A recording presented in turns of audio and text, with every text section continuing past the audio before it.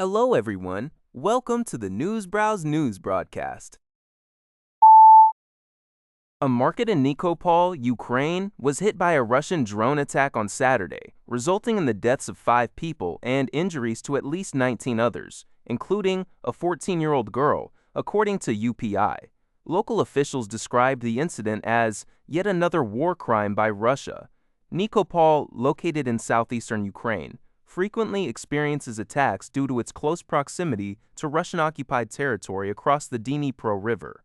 Additionally, the nearby city of Sumy was targeted overnight, leaving 11 people injured and causing damage to residential areas and utility networks. Ukraine's State Emergency Service also reported a fire in a 3-story office building in Kyiv following a strike. The Ukrainian military stated it successfully intercepted 260 of the 286 drone strikes launched towards its airspace. NHK reports on U.S. media coverage stating that Pakistan's latest efforts to mediate a ceasefire between the United States and Iran have reached a dead end. The Wall Street Journal cited mediators who indicated that Iran deemed U.S. demands unacceptable and was unwilling to meet U.S. officials in Islamabad. Meanwhile, Pakistan's Dawn newspaper reported that dialogue initiatives are on hold as Tehran has yet to formally respond to proposals. Though Pakistani leaders are still engaging Iranian President Masoud Pezeshkian and Foreign Minister Abbas Araghchi to revive talks.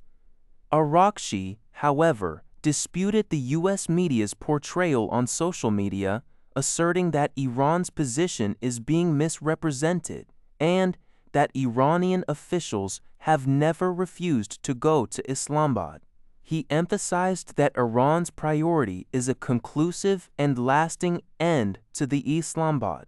He emphasized that Iran's priority is a conclusive and lasting end to the Islamabad die, demanding that its conditions for a ceasefire be thoroughly discussed.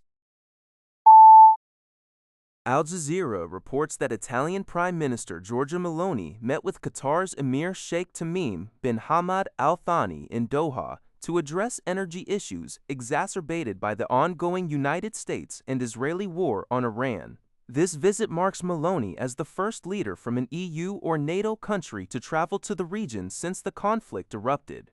Italy, heavily reliant on energy imports, is deeply concerned about surging prices stemming from Iran's effective blockade of the Strait of Hormuz, a critical transit point for a significant portion of global oil and liquefied natural gas. Meloni expressed Italy's readiness to help rehabilitate Qatari energy infrastructure, deemed vital for global energy security.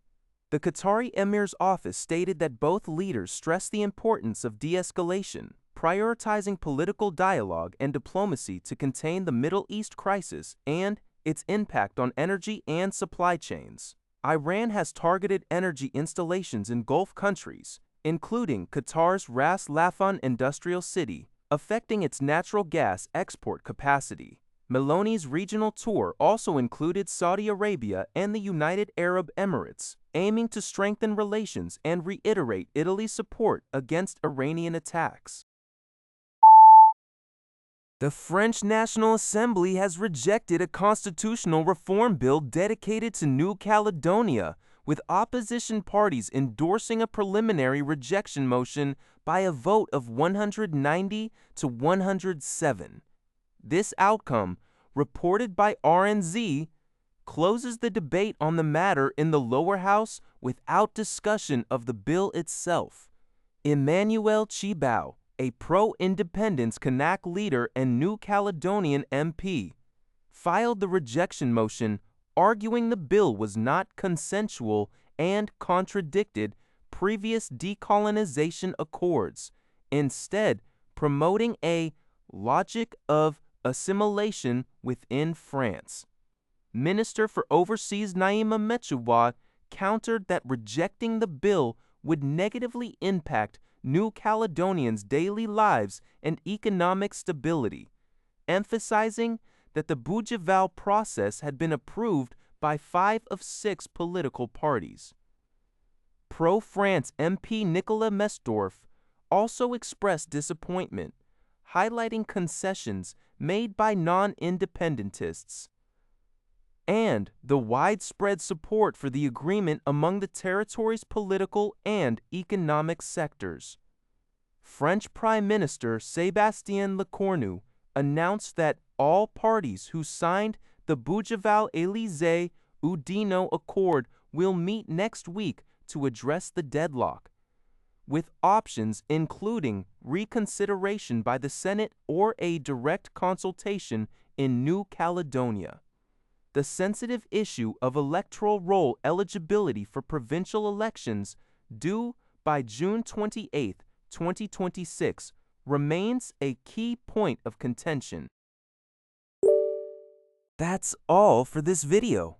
Thank you for watching. See you in the next video.